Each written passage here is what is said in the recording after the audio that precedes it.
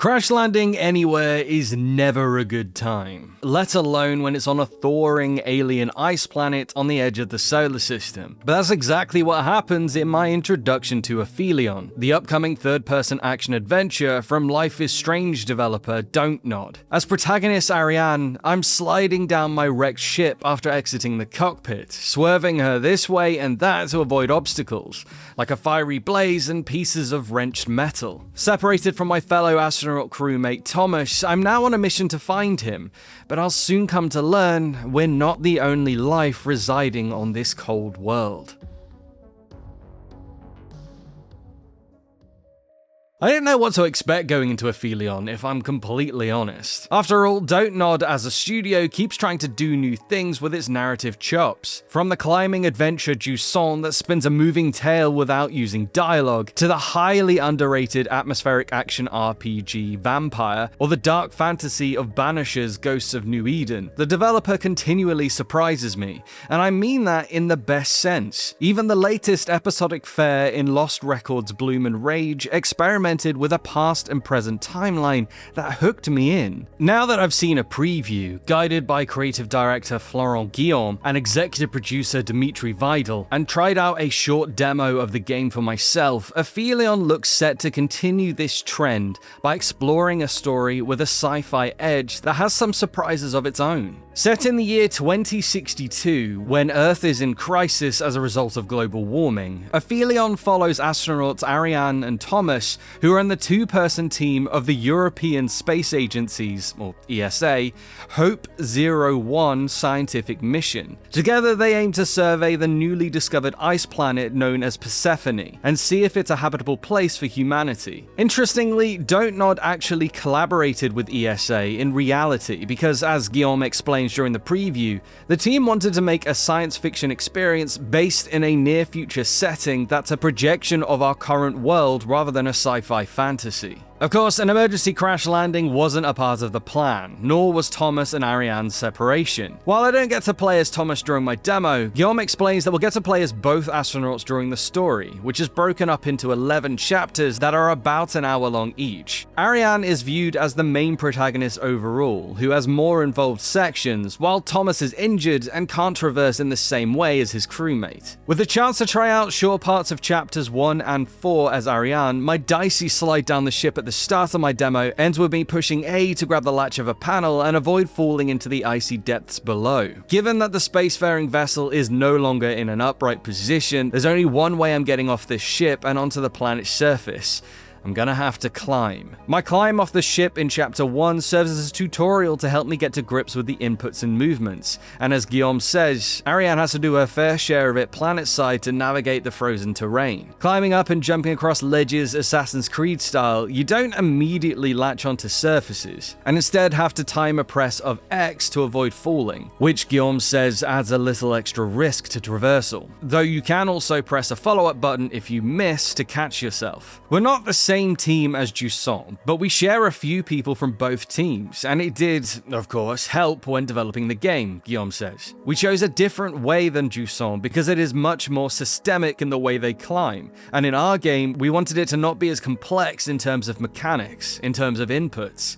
We wanted the player to have something fluid, accessible, but still requires a timing challenge to overcome. On the flip side, I get to watch footage of a chapter following Thomas, who can't climb thanks to his injuries. But with tools at his disposal, he uses the grappling hook to instead latch onto an obstacle and tug it down so he can make his way inside a mysterious settlement. With no vertical traversal, Thomas's section seems much more focused on exploration and environmental interactions, and I have hopes this will change up the flow and pacing each chapter. In terms of the story, Guillaume and Vidal confirm that Aphelion is a linear experience, meaning it won't have the branching narratives based on your choices, or have multiple endings like in Life is Strange or Lost Records Bloom and Rage. But I'm already really drawn to the idea of a story that follows two characters separated in the same place. As Guillaume explains, there are interactions between chapters, so something that you do with one character in one chapter will affect the character in another scene. It sounds like Ariane and Thomas's experience will be interwoven as we go from chapter to chapter, not unlike Banisher's Ghosts of New Eden. And while the team are avoiding going much deeper into the lore of Persephone, Guillaume teases that there's a supernatural way the pair can communicate with each other even when separated.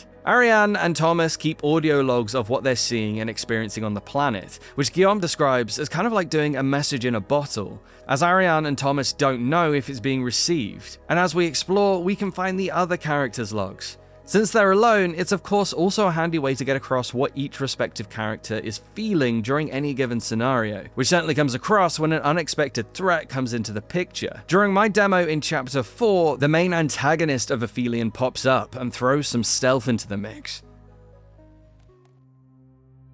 After falling through an ice sheet, Ariane comes into the path of an unknown entity the team refers to as the Nemesis. Said to be made of ice with a gaseous nature, which allows it to snake through the environment and appear unexpectedly. It looks like a black, tendrily serpent with an ominous glowing red maw. It actually brings to mind the shape of the Thresher maw in Mass Effect. It's at once clear this lifeform doesn't take kindly to your presence on this planet, diving and darting at Ariane in sharp movements as though it intends to pierce her on its beak like a kebab. With no means to fight back, I have to sneak past it and scarp her out of an ice cave below ground. Relying on my navigator, which looks a bit like the viewfinder of BD-1's scope in Star Wars Jedi Survivor, I find the direction of my objective, which in this case is an exit from the cave. Since the Nemesis can't see, it's reliant on sound, so the minute I climb or stop crouching and run, it'll be on me like a shot. Studying its path, I tensely move through the cave network as the Nemesis is forever searching for me. I make it to my exit unscathed thanks to my careful movement,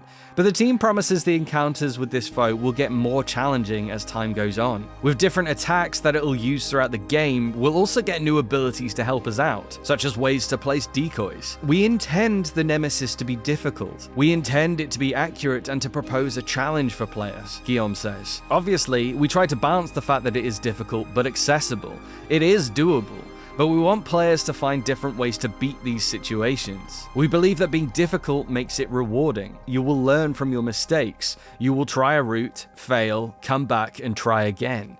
That's part of the experience we intend with the Nemesis. How difficult it'll be remains to be seen, since I only got to experience the initial encounter, and the team reassures us that it will come with accessibility options to tailor the experience. But the Nemesis is certainly one of the many surprises of Aphelion so far. I've really come to appreciate that Don't Nod keeps trying out new things in the narrative game scene, and I'm definitely curious to see how the complete picture of Ariane and Thomas's story on Persephone comes together when it releases in spring 2026. So, will you be picking up this spooky, story-based sci-fi thriller? What do you think of Don't Nod's ambitious new direction? Let us know, and stick with GamesRadar for the latest on the greatest games.